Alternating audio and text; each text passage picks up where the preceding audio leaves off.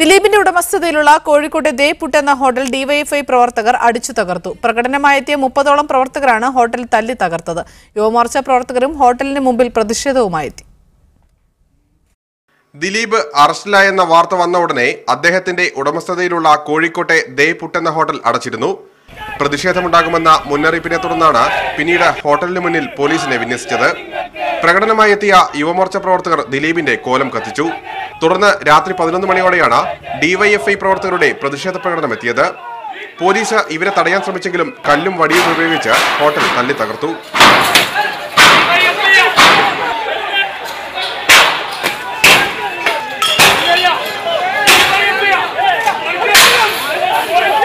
അകത്തു കടന്ന പ്രവർത്തകർ ഫർണിച്ചറുകൾക്കും കേടുവരുത്തി.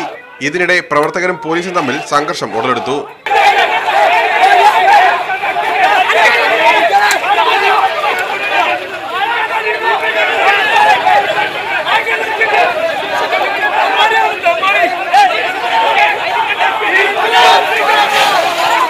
നേതാക്കൾ ഇടപെട്ടാണ് പ്രവർത്തകരെ പിന്തിരിപ്പിച്ചത്. മീഡിയ 1 കോഴിക്കോട്.